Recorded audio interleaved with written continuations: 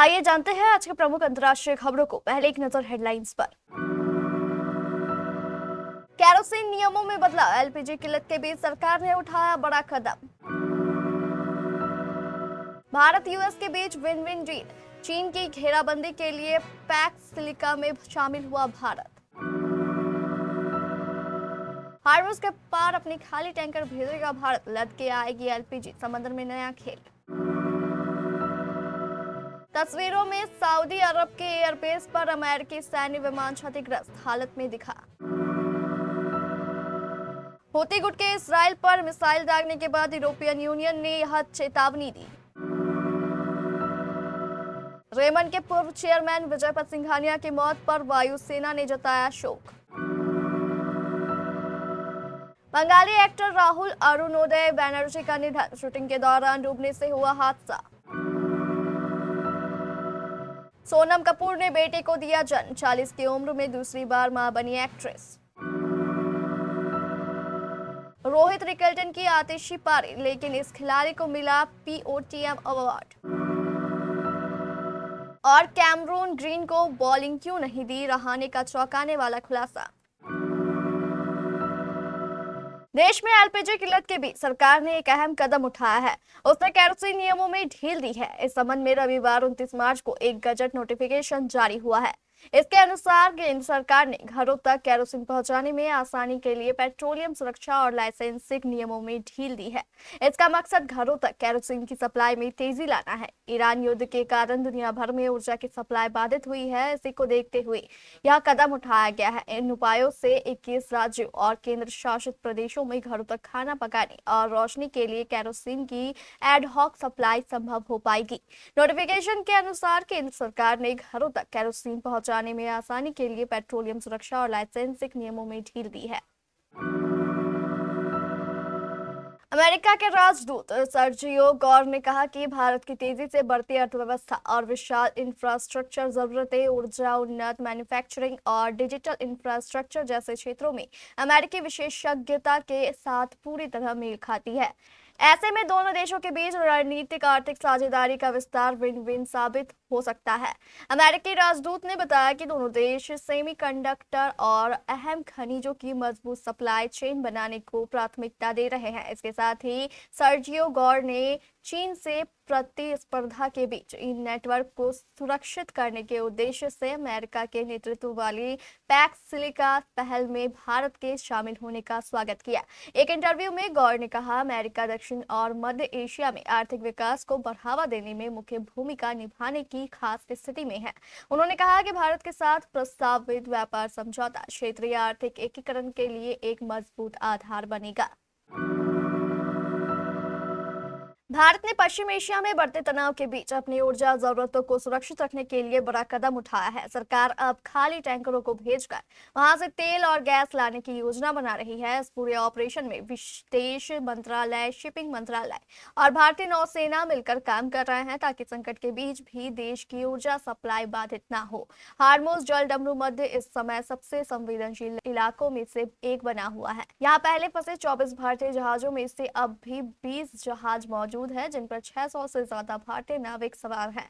हालांकि 4 भारतीय जहाज सुरक्षित भारत लौट चुके हैं, जो बड़ी राहत की खबर है। सरकार लगातार अन्य देशों के साथ संपर्क में है ताकि बाकी जहाजों को भी सुरक्षित निकाला जा सके। बीबीसी वेरीफाई ने कुछ तस्वीरें वेरीफाई की है, जिसमें सऊदी अरब के एक एयरबेस पर एक अमेरिकी कमांड और कंट्रोल विमान 2 हिस्सों में टूटा हुआ दिखाई दे रहा है। यह तस्वीर सबसे पहले एक फेसबुक पेज पर साझा की गई थी, जो अमेरिकी सेना से जुड़ी खबरें देता है। इसमें E3 सेंट्री विमान 2 हिस्सों में टूटा हुआ दिखाई दे रहा है। बीबीसी वेरीफाई ने पुष्टि की है कि ये तस्वीरें सऊदी अरब की राजधानी रियाद से लगभग 100 किलोमीटर दक्षिण पूर्व में स्थित प्रिंस सुल्तान एयरबेस की है। तस्वीरों में दिख रहे खंबे, स्टोरेज यूनिट और पक्की जगहों पर बने निशान सैटेलाइट तस्वीरों से मेल खाते हैं। बीबीसी वेरीफाई से 11 मार्च को ली गई एक सैटेलाइट तस्वीर में इसी जगह पर एक E3 विमान भी देखा गया है। यह कहना संभव नहीं है कि दोनों तस्वीरों में एक ही विमान है या नहीं। यूरोपियन यूनियन की मैरीटाइम सिक्योरिटी बॉडी ने जहाजों को यमन के जल क्षेत्र में जाने से बचने की चेतावनी दी है। आशंका जताई जा रही है कि इस इलाके में, खासकर लाल सागर और अदन की खाड़ी में, ईरान समर्थित हूथी समूह व्यापारिक जहाजों पर हमले फिर से शुरू कर सकता है। इससे पहले शुक्रवार और शनिवार को हूथी विद्रोहियों ने इसराइल पर मिसाइलें दागी, जिसको लेकर इसराइल ने दावा किया कि इन मिसाइलों को रोक लिया गया है। यूरोपियन यूनियन के नौसेना बल के एस्पिडेस मिशन का कहना है कि जब तक खतरा कम नहीं हो जाता, अमेरिका या इजराइल से जुड़े व्यापारिक जहाजों को यमन के जल क्षेत्र से दूर रहना चाहिए। शनिवार को जारी रिपोर्ट में इजरायली हितों से जुड़े जहाजों के लिए खतरे का स्तर अधिक बताया गया। वहीं इजराइल या अमेरिका से संबंध नहीं रखने वाले जहाजों के लिए खतरे का स्तर मध्यम बताया गया।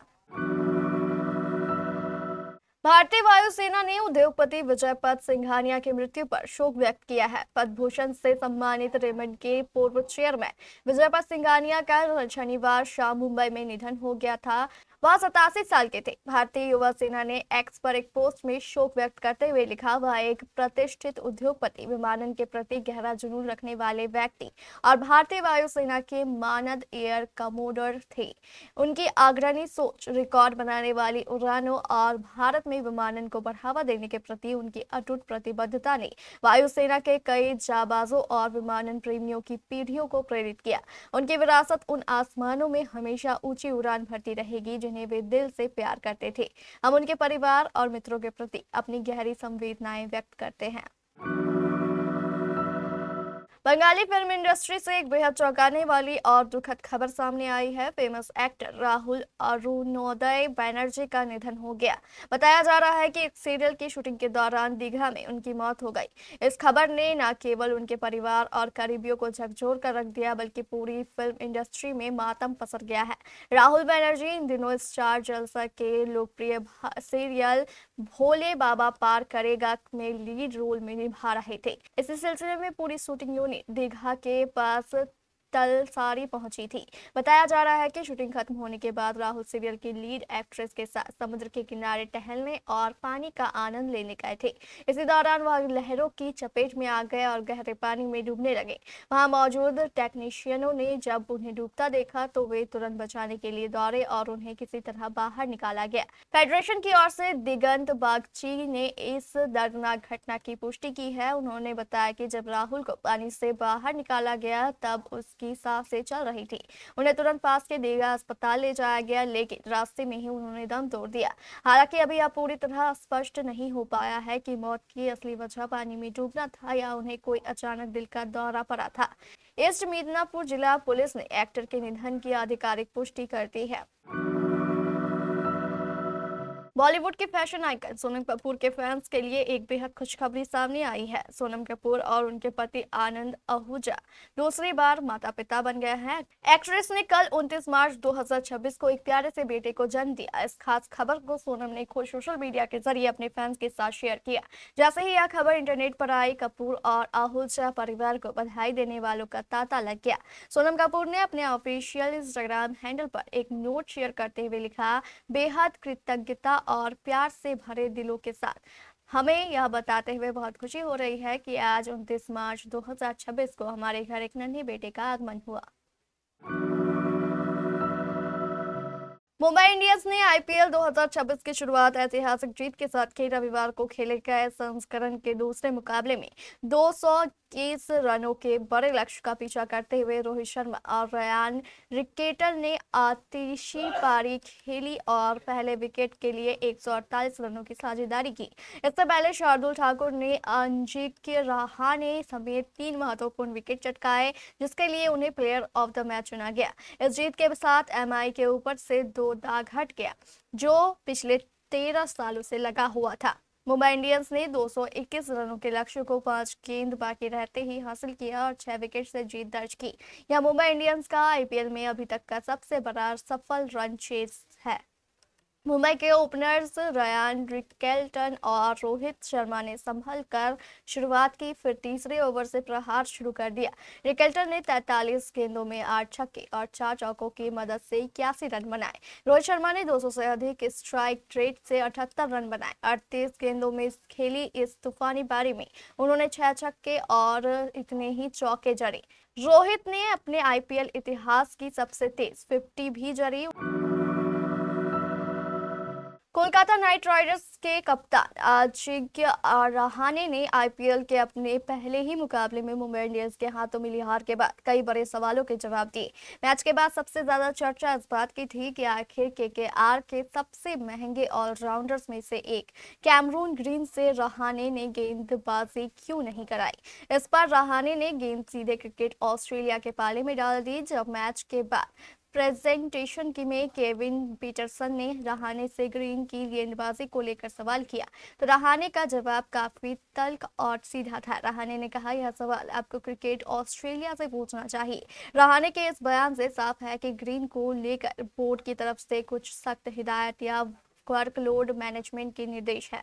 हालांकि रहाणे ने यह उम्मीद जताई कि ग्रीन जल्द ही गेंदबाजी शुरू करेंगे जिससे टीम का बैलेंस बेहतर हो सके। 37 की उम्र पार करने के बाद भी अजिंक्य रहाणे जिस तरह की आक्रामक बल्लेबाजी कर रहे हैं उस पर पीटरसन ने जब उनसे उनकी उम्र और फॉर्म पर सवाल किया तो रहाणे ने मजाकिया अंदाज में कहा, मैं अभी भी जवान हूं केपी। तो उन्होंने कहा कि वह अपनी मौजूदा बल्लेबाजी से बेहद खुश है और इसे आगे भी जारी रखना चाहते हैं।